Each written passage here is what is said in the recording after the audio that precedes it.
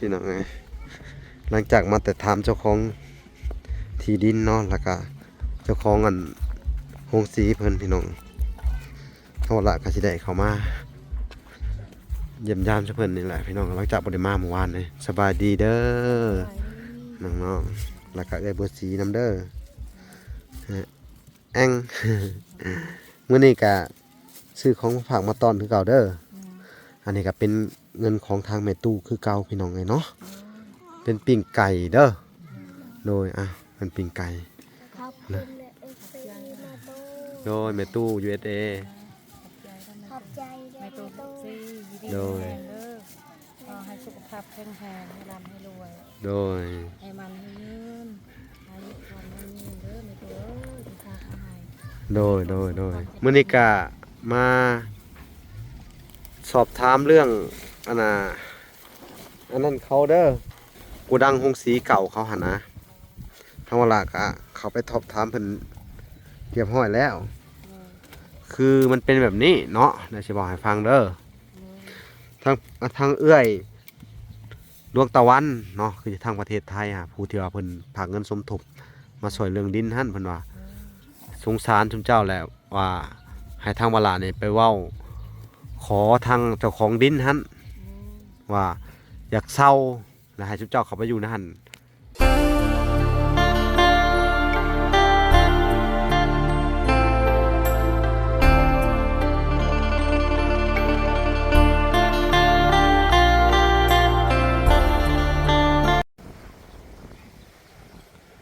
โอเคพี่น้องเนาะกราบสบายดีพ่อแม่พี่น้องเนาะเบิดสู่ขู่สู่คนเนาะเบิดสู่หม่งสู่บอลพี่น้องเนาะก็ยินดีเข้าสู่ช่อง YouTube บ่อละสายบุญคุณนะทำคือเก่าพี่น้องเนาะเส้นเก่าเส้นเคยพี่น้องทักทายสบายดี FC ทางฝั่งไทยและ FC ทางฝั่งลาวและ FC ทางต่างประเทศนำเด้อพี่น้องเนาะมื้อนี้ทางวลาก็มาติดตามมึงเรื่องของดินของทางเอ้ยบัวซีเนาะเรือว่าทั้งแม่ลูกอ่อนพี่น้องเนาะทางมาลากเขามาสิสอบถามมันเรื่องนี่แหละโฮงสีเก่าของเจ้าของดินนี่แหละพี่น้องเพิ่นก็ว่าอยากลื้อหรือว่าใดๆเนาะแต่ว่าทางวลาอาจสิมาลองพูดคุยเพิ่นเนาะเกี่ยวกับ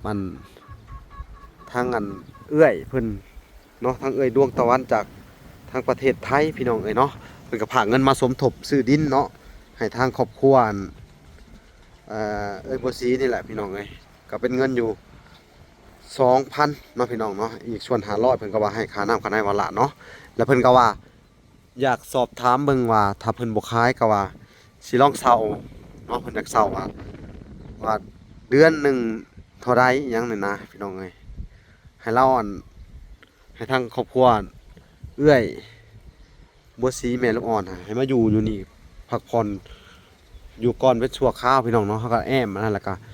เฮ็ดบอลยังให้เราอยู่เนาะพี่น้องอยู่นี่แหละเดี๋ยวจะเข้าไปเบิ่งห้องสีนี่แหละพี่น้องนี่สภาพก็สิเป็นแบบนี้พี่น้องถ้าเพิ่นมาอยู่ก็น่าจะเก็บกวาดได้พี่น้องเก็บกวาดตัวนี้ออกเนาะนี่แต่ก่อนมันก็เป็นห้องสีเนาะพี่น้องเนาะเพิ่นก็ใส่ไม้อันนี้แหละห้องสีแล้วก็เก็บขวดออกตัวข้าวแล้วก็ขังผ้าบัดยังให้เปิดนอนอยู่นี่เนาะถ้าเป็นไปได้เนาะแล้วเขาสิถามมันเจ้าของเพิ่นก่อนพี่น้องเนาะนี่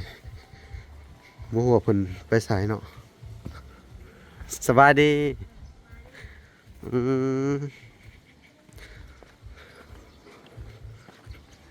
เป็นจังใดทั้งอยู่ดีมีแฮงเนาะผัวจะได้ซะมันบ่อันนั้น บ่สบาย สบาย โอ้โดยเหลือแต่เจ้าเนาะเป็นตาดูตนเพิ่นเนาะพี่น้องเมื่อยยามเจ็บโซกับแบบสิละเนาะพี่น้องแม่นถ้าเฮ็ดจังได๋เจ็บโซแล้วก็เวลามันเป็นแล้วก็ลำบากเนาะลำบากมันเฮ็ดจังได๋เว้ายากนะเนาะโอ้พี่น้องสู้ๆเด้อครอบครัวซุมเจ้าก็ได้ทั้งเวลากะอยากมาถามเบิ่งเรื่องอันนี้แหละ อันห้องสีเก่าเพิ่นนี่เนาะเพื่อทางบ่อน้อยเพิ่นอันขึ้นมาแล้วเพิ่นได้ซื้อดินที่หยังแล้วก็เขาว่าบ่ทันได้มากก็สิให้เราอยู่ชั่วคราวก่อนว่าสินะได้บ่เลยว่าเอามาอยู่เอาเรามาอยู่นี้ชั่วคราวสินะหรือว่าถ้าเกิดว่าทุกเจ้าว่าสะดวกให้เช่าให้หยังหั่นน่ะอันน่ะทางผู้ใหญ่เพิ่นก็ให้มาถามนั่นแหละทางอัน ทาเบิ่ง เอ้ย ก่อน ดวงตะวันเพิ่นอยู่ทางประเทศไทยพู้นเนาะ แบบนั้น เพิ่นว่าเซาให้เราอยู่ชั่วคราวก่อนเพิ่นว่าสงสารมันอันน่ะได้มีกระต๊อบใหม่เนาะหรือว่าสงสารเพิ่นอันน่ะ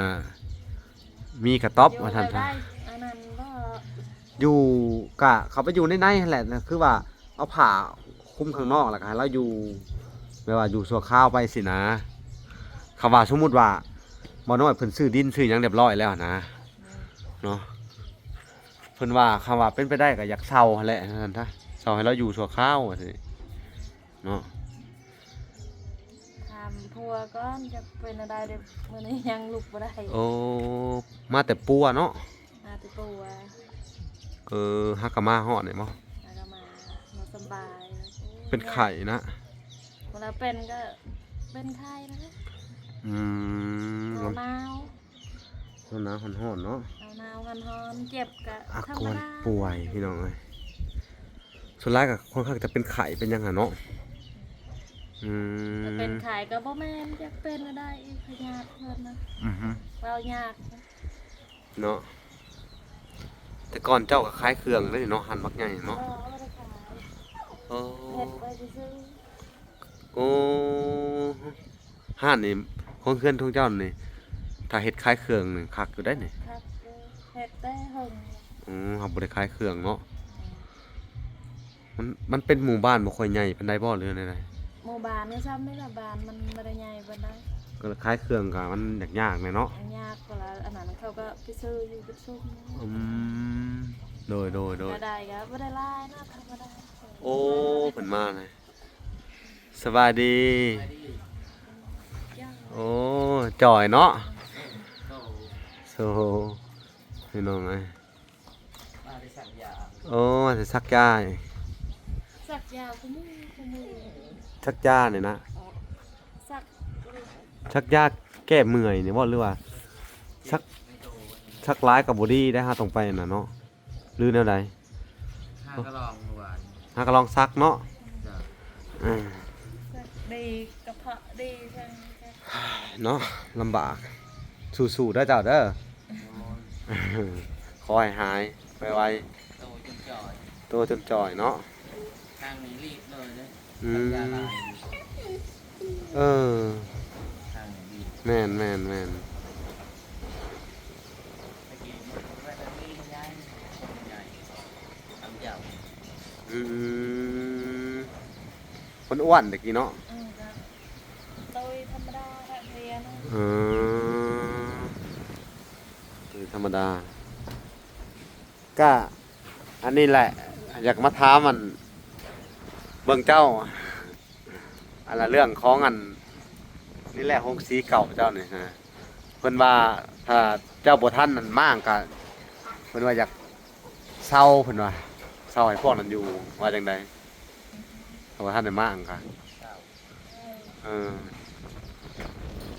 เศร้าดำพันดำหยังนี่นะเพิ่นว่านะ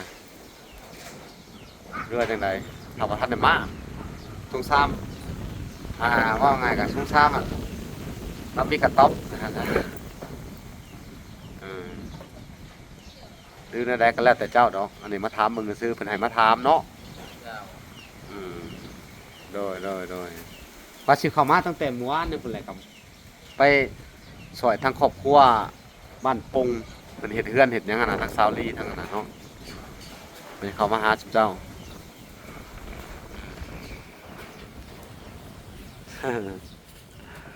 เขาบอกว่าท่านได้มากเนาะอยู่ซื่อๆบ่หรือว่าให้เศร้าอยู่ซื่อสงสารอันนี้นะ พอจะได้เอาเงินมัน เขาเนาะสงสารเรามีบ่อนอยู่เนาะอ๋อเพิ่นว่าอยากอยู่ก็อยู่ได้พี่น้องเอ้ยนี่เนาะสงสารมีเพื่อนใหม่เพิ่นว่าอื ถ้าอยู่ก็ต้องมาแปลงบอนอยู่ให้เราดูนะได้ แต่อันนั้นก็พอพยายามให้ได้เพื่อน กล้าเรื่องเฮือนเรื่องชาตินี่เฮากะมาถ่ายเพิ่นตลอดอยู่ดอกแต่ว่าบ่ฮู้ว่าไผสิซอยเพิ่นเนาะเฮาก็งบบ่หลายเฮาก็ได้ทางวลาก็ได้ก็สงสารอยู่ดอกพี่น้องเอ้ยทางวลาก็บ่มีงบประมาณที่จะซอยเพิ่นหลายขนาดนั้นเนาะทั้งเป็นได้แค่สะพานบุญฮะ เอาเตียงปูเลยนะ เอาเตียงปูแล้วก็รับขึ้นไปอยู่เบิดเท่านั้นแหละเตียงนะแล้วก็เอาผ้าบัดเราแอมขอบๆเราอย่างนั้นนะประมาณนี้ให้เราอยู่นี่ซะมันก็สิดีกว่าตัวนั้นเนาะจะว่าบ่เดี๋ยวเราจะไปถามเพิ่นก่อน เราสิอยู่หรือบ่อยู่ อืม ถามเพิ่นก่อนเพิ่นสิอยู่ เรา นะ บ่อยู่อยู่มันก็รับกรรม อืมเดี๋ยวไปถามเพิ่นก่อนเนาะอืมอันนี้ก็คือ จุดประสงค์ของอันทางเอื้อยอันตะวันเพิ่นเอื้อยดวงตะวันอยู่ทางประเทศไทยเพิ่นเนาะเพิ่นก็ได้ผ่าเงินมาสมทบเกี่ยวกับเรื่องซื้อดินน่ะแต่ว่าทางบ่น้อยเพิ่นบ่ได้มานะเพิ่นป่วยก่อน ทั้งนั้นน่ะผู้นั้นก็โซ่ว่าซั่นซะ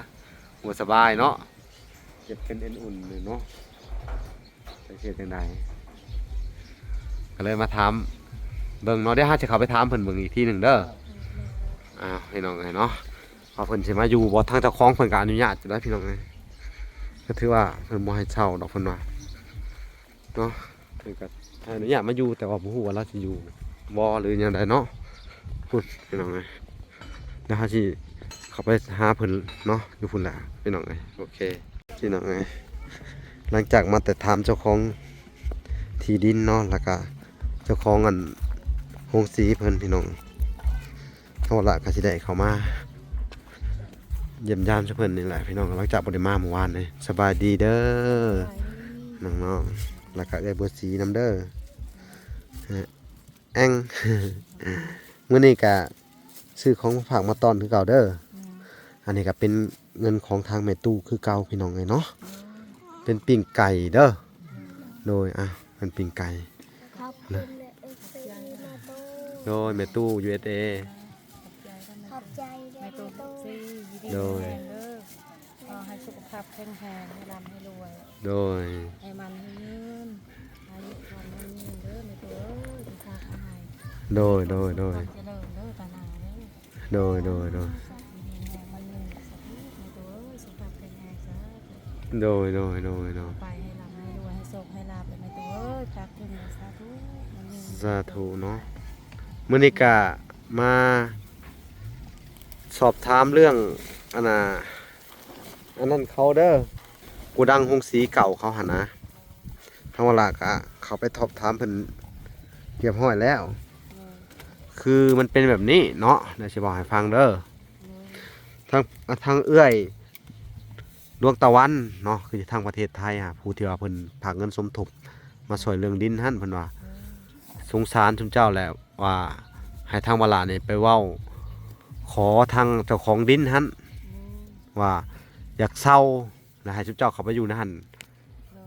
อันน่ะชั่วคราวสิได้บ่หรือว่ามันอยู่สิมันกลางแดดมันแดดกับแดดมันก็ร้อนสินะ แต่ทางวลากะถามเพิ่นเรียบร้อยแล้วเพิ่นว่าแล้วแต่เขาสิอยู่ได้เพิ่นว่าถ้าเขาอยู่ได้ก็บ่ได้ให้เช่าดอกเพิ่นว่าเด้อเพิ่นว่าบ่ได้ให้เช่าแล้วสุดท้ายสิไปอยู่บ่เลยไปอยู่ชั่วคราวในห้องสีนั่นแหละสุดท้ายก็เก็บเครื่องของไปเด้อหรือว่าหาในบ้านอิหยังหั่นหรือว่าหาทางพี่น้องของเจ้านี่แหละย้ายเตียงย้ายหยังแหละไปตั้งอยู่ในหั่นเนาะอยู่นี่มันก็แดดมันก็ลมเนาะยามอยู่อาศัยมันก็ลำบากเบิ่งทรงไงนั่นมันยังว่ามีอันน่ะหลังคาเนาะคุมเนาะกินข้าวกินน้ำกันแล้วบ่นี่ กินแกงทำไมทีนี้ กินแกงหน่อไม้แล้วเนาะ เราไว้ตอนแรก โดยเอาไว้ตอนแรงโดยนั่นแหละกะคือแนวนั้นแหละเนาะถ้าไปกะแล้วแต่ชุมเจ้าเพิ่นก็ให้อยู่ได้เพิ่นว่าแต่ว่าถ้าได้ซื้อดินซื้อหยังแล้วเพิ่นว่าสิมางทิ่มเพิ่นว่าไว้น่ะมางทิ่มดอกเพิ่นสิได้ไม้เพิ่นสิมางเอาไม้แหละเพิ่นว่า เอาเสาเอาหยังแต่ในส่วนของเรื่องของอันนะฮะเพิ่นก็ว่าอยากเขาว่ามันได้ราคาเพิ่นก็อยากขายแต่เพิ่นว่าเพิ่นเฮ็ด50,000แล้วนะ10,000เขาว่ามุง30,000นี่เพิ่นขายเพิ่นว่าโครงอันนี้ฮะจังได๋ก็บ่ฮู้แหละพี่น้องเอ้ยเนาะจักสิว่าจังไดเนาะซื้อแล้วก็ต้องมาเฮ็ดใหม่อีกเนาะก็มีแต่ลงทุนซื้อดินบล็อกก่อแอลมันขึ้นเนาะก่อแอลมันขึ้นพอได้อยู่ชั่วคราวก็โอเคได้แต่เพราะเขาเฮ็ดเป็นหลังไว้แล้วเนาะสังกะสีสังกะหยังก็มีเบิดแหละเนาะหักคือว่าแหละพี่น้องเอ้ยมันบ่มีงบทางวละก็ได้สงสารเพิ่นก็สงสารอยู่ดอกพี่น้องไอ้สงสารเด็กน้อยนั่นแหละลูกเป็นไข่บ่ ไทยทั้งคืนเลย อ๋อ บาทนี่ เล่นคืน เสียจังได๋ล่ะบาทนี่ ไปฉีดยาเมื่อเช้านะ อืม เช้า มีเงินไปฉีดจะบ่หรือว่าใดๆยืมเขานะ ยืมเขาเอ้ยน้องนั่นแหละเมื่อเช้านะ ยืมเขาเท่าไหร่แล้วนี่ให้ ไป200,000 อ่าฉะนั้นก็ทางวลากะสิได้มอบเงินให้เด้อเอาไปใส่เขาก็ได้เนาะดีขึ้นแล้วบ่หรือใด เมื่อไหร่จะไปอีกขนาด ไปอีก มันเต้นใหญ่มันเต้นมันไหว ใจมันเต้นอีก แม่มันอายแล้วมันแบบ อืม เขานัดอีกตอนแรงก็ไป โดย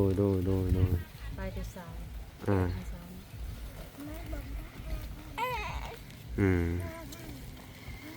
จะเนาะ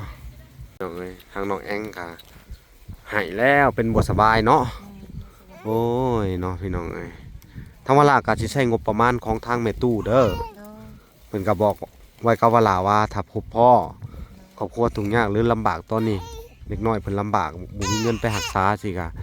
จำเป็นต้องใช้เงินเพิ่นบอกก็ให้เขาไปโลดเพิ่นบอกเด้อเป็นเงินของแม่ตู้เพิ่นเด้อกับข้าวกับน้ำที่ซื้อมาเป็นของแม่ตู้ USA เด้ออ้าวให้จุ๊บเจ้าเอาไปอันน่ะเอาเราไปกินยาเด้อไปซื้คือยาหรือว่าให้หมอเบิ่งเด้อเอาโดย ตัวอยู่ดีมีแหงทั้ง โดย อยู่ดีมีแหงมัน โดย เจ็บจะใครมีโศกมีลาภทั้งสองเด้อ โดย ให้รวยให้เงินคนยืน โดยก็ดีแต่ว่า ให้ร่ำให้รวยสุขภาพแข็งแรงเด้ โด อย ทั้งสองคน ดีแต่ว่าเพิ่นน่ะนะ สาธุสุขภาพแข็งแรง เพิ่น ขอบใจ ผากไว้น้ำมาละเงินดีแต่อย่างนั้นแหละเพิ่นว่าเผื่อความจำเป็นคือว่าสิแหละพี่น้องก็ต้องขอบคุณทางแม่ตู้เพิ่นเนาะที่เพิ่นยังมอบเงินช่วยเหลือหรือว่าเอาไว้น้ำมาละเนาะ โดย ในยามฉุกเฉินพี่น้องเอ้ยเนาะ แม่ ก็สิได้ใช้แบบนี้แหละเนาะ โดย ถ้าบ่มีแม่ตู้แล้วก็บ่มีแม่ตู้นงบ่มีแม่ตู้ USA เนาะ โดย แล้วก็แม่ทนแก้วทางวลาก็จักสิซอยชุบเจ้าได้ซำใดเด้อ แม่ อันนี้ก็เป็นเงินเพิ่นก็ใครแน่เนาะคือเงินของอันแม่ตู้เพิ่นช่วยเหลือด้วยใจเด้อ โดย เพิ่นบ่ได้หวังอิหยังตอบแทนเนาะขอแต่ว่าชุบเจ้ามีชีวิตที่ดี โดย เป็นอยู่ที่ดีขึ้นเพิ่นก็ดีใจนำเด้อ โดย ขอให้ชุบเจ้าสู้ๆต่อไปเด้ออย่าเพิ่งหมดหวังถ้าว่าอยากไปอยู่พุ่นกับไปโลดเฮาอนุญาตเพิ่นแล้วเฮาได้ถ่าย โดย ขออนุญาตเพิ่นแล้วพอได้เข้าไปแล้วก็เอาผ้าตั้งนี่คลุมข้างๆมันน่ะกันลมไว้ตัวนี้หาบ่ได้แล้วเฮาเบิ่งสภาพการเป็นอยู่เนี่ยเนาะ โดย อืมสู้ๆเด้อ โดย สู้ต่อไปเอ้าทั้งเวลากะอันน่ะมาก็บ่พรพี่น้องเอ้ยทั้งเวลาก็สิได้เข้าไปเยี่ยมยามอันน่ะทั้งอันแม่ไทยบ่แม่เฒ่าไทยอีกเด้อ โดย อยู่ทางบ้านอันน่ะเข้าไปอีกประมาณ5-6 กิโล โดย หรือว่า10 กิโลนี่แหละจังไดก็ยังบ่ฮู้นะจะไปอันเยี่ยมยามเพิ่นอีกก่อนโอ้ยให้แล้วพี่น้องเอ้ยเอาโอเคเด้อให้พาลูกพาเต้าไปห้องหมอเด้อ โดย เอาพี่น้องเอ้ยเพิ่นกะนี่เนาะจักสิขอบคุณแม่ตู้นะ แม่ตู้อยู่ดีมีแหงเด้อเงินคนยืนเด้อให้ร่ำให้รวยให้โชคให้ลาภในแม่ตู้เอ้ยเตรียมพวกน้องนะ สาธุ ตุลูกหลาน สาธุเอาพี่น้องเอ้ยทั้งวลากะ ทำเบาลาอยู่ดีมีแหง โดยเช่นกันสา